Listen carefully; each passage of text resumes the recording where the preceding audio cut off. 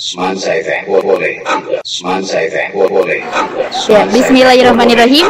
Assalamualaikum warahmatullahi wabarakatuh. Selamat siang rekan Semansa dimanapun berada. Saat ini saya Risa Purwani Brata dan juga Nisa Purwacandrakara sedang berada di Masjid Al-Manar di mana selenggarakannya sosialisasi BPOM. Dan saat ini saya juga bersama Ibu Rera Rahmawati sebagai narasumber di acara tersebut. Halo Ibu. Halo. Iya, bagaimana kabarnya Ibu di hari ini? Alhamdulillah sehat. Kita menjalankan ibadah puasa ya. Ya, alhamdulillah. Ya, kalau boleh tahu kan Ibu ini jadi narasumber ya Bu di acara sosialisasi BPOM. Ya. Kalau boleh tahu itu kegiatannya mengenai apa saja Bu? Kegiatannya adalah melakukan penyebaran informasi, yaitu sebenarnya ini adalah kegiatan pemberdayaan masyarakat. Artinya dengan kegiatan ini diharapkan masyarakat dapat berdaya sendiri, berdaya mandiri dalam memilih obat dan makanan. Nah, untuk bisa menjadi berdaya tentu saja harus dikasih nih informasi yang benar. Nah, inilah mungkin pada saat inilah kita memberikan informasi-informasi apa saja yang selayaknya dapat diketahui oleh masyarakat, terutama dalam hal memilih produk obat dan makanan. Begitu ya Bu. Ya. Kalau boleh tahu yang disampaikannya secara spesifiknya Ibu itu mengenai apa saja? Tadi saya menyampaikan ada tentang pangan, ada 5 kunci keamanan pangan, ada bahaya cemaran dalam pangan, kemudian ada tadi kosmetika, bahan-bahan kosmetika yang biasa. Bagaimana kita memilih kosmetika, kemudian bagaimana dengan obat tradisional yang baik, yang bisa obat tradisional itu adalah jamu ya. Oh iya, seperti jamu itu. Seperti jamu yang memang aman untuk dikonsumsi oleh kita. Begitu ya Bu. Nah, kalau boleh tahu permasalahan apa sih Bu yang membuat Ibu menyampaikannya mengenai pemilihan makanan-makanan tersebut? Nah, ini kenapa masyarakat kita harus tahu dengan bagaimana itu ada berapa 3 bahaya cemaran, ataupun bagaimana memilih produk obat dan makanan yang baik itu. Tentu saja karena sekarang itu obat dan makanan sangat mudah didapat ya, apalagi dengan online, betul ya. Sekarang mah kalau orang beli harus jalan, sekarang tinggal jarinya aja yang begini-begini. Jarinya yang jalan-jalan, jarinya yang jalan-jalan. Oleh karena itu, karena banyak mudahnya gitu, kita harus cermat bagaimana memilih produknya. Jangan sampai tergoda dengan mudahnya, tidak terdaftar gitu ya, atau taunya itu adalah produk yang ditarik karena berbahaya. Nah, seperti itu. Produk palsu ya. Ya, seperti itu. Oleh karena itu kita harus bekal ini, karena dengan sekarang kemudahan. Kenapa? Karena memang kayak kasus keracunan makanan itu masih banyak terdapat dalam masyarakat. Kasus efek samping dari kosmetika masih banyak. Kemudian produk-produk jamu yang beredar di masyarakat yang mengandung bahan kimia obat masih banyak ditemukan. Oleh karena itu masyarakat dibekali nih bagaimana cara memilihnya yang benar. Oh begitu ya Bu. Kalau boleh tahu apakah ada trik khusus Bu memilih obat dan makanan? Ya, kita dari Badan POM ini ada cara yang sebenarnya sangat sederhana. Kita mempunyai yang namanya cek-klik. Cek KLIK. Nah, apa itu KLIK? 1, kemasan. Kemasan itu harus utuh. Kemasannya tidak boleh rusak, tidak boleh penyok, tidak boleh pecah dan sebagainya. Kenapa? Karena kalau kemasannya rusak, pecah dan penyok, itu ada kontaminasi dari luar terhadap produk, ya. Kemudian kalau kemasannya rusak itu tidak akan terbaca tulisan-tulisan dalam kemasan, betul ya. Nah, itu apa gimana? Nah, sekarang yang L-nya ya. L adalah label.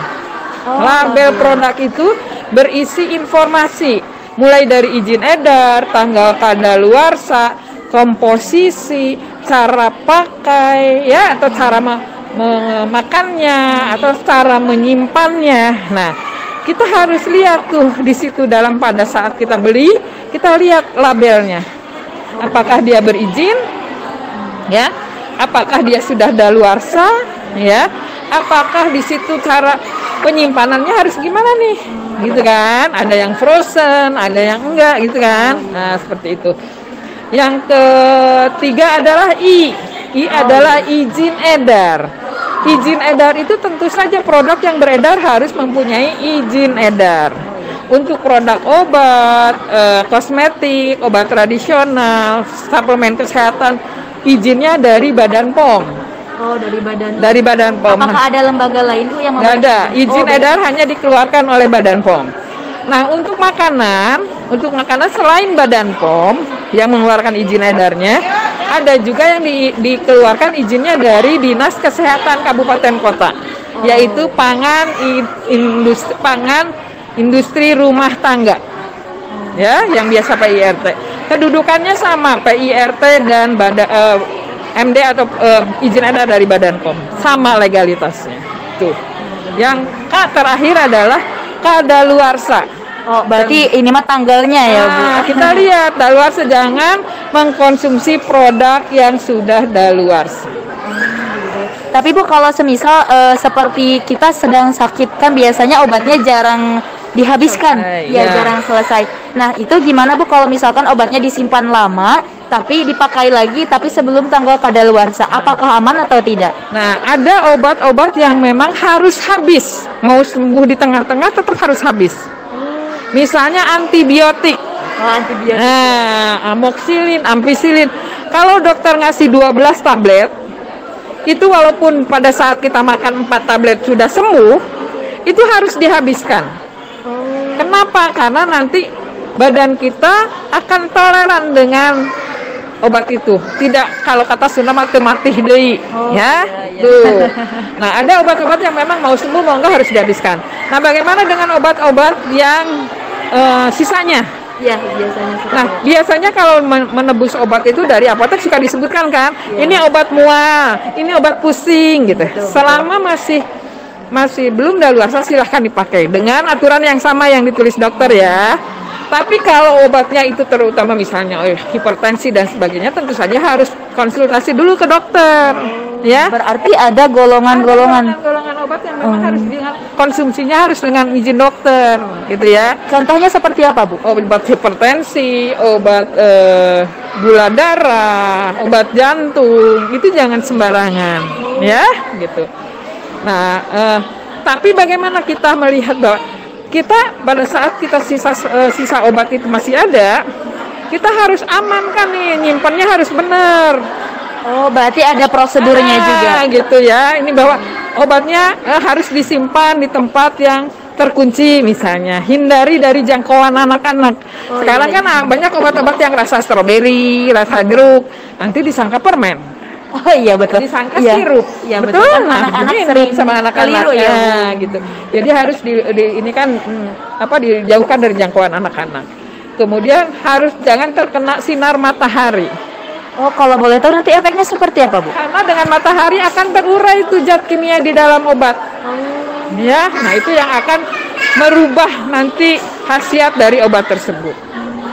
Gitu ya, Bu. Nah, kalau boleh tahu, Bu, ini kan untuk obat anak-anak ya, Bu, biasanya kan terkelirunya tuh karena rasa manis dan asam. Itu gimana, Bu, kalau misalkan si anaknya itu malah pengen minum obat terus karena rasa manis? Jangan, itu tetap aja harus sesuai dosis. Tetap harus sesuai dosis. Kalau sepertinya ada pengen yang kayak itu, kasih aja susu stroberi, betul? Gitu ya, Bu. Nah, kalau boleh tahu, Bu, untuk tata cara penyimpanan obat itu kalau boleh tahu seperti apa saja, Bu, selain dari suhu ruangan? Sebaiknya di tempat yang kalau bisa sih lemari yang terkunci ya, tadi yang harus jauh dari jangkauan anak-anak, gitu kan, terkunci kemudian jangan lembab yang membuat kerusakan terhadap produk.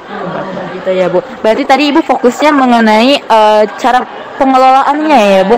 Nah, begitu ya. Kalau boleh tahu, Bu, harapan Ibu untuk masyarakat khususnya di Kabupaten Bandung Barat mengenai kesehatan seperti apa? Ya, dengan adanya pemberdayaan masyarakat ini, kami berharap ibu-ibu yang sekarang ini tuh bisa dapat memilih produknya minimal untuk dirinya sendiri, minimal.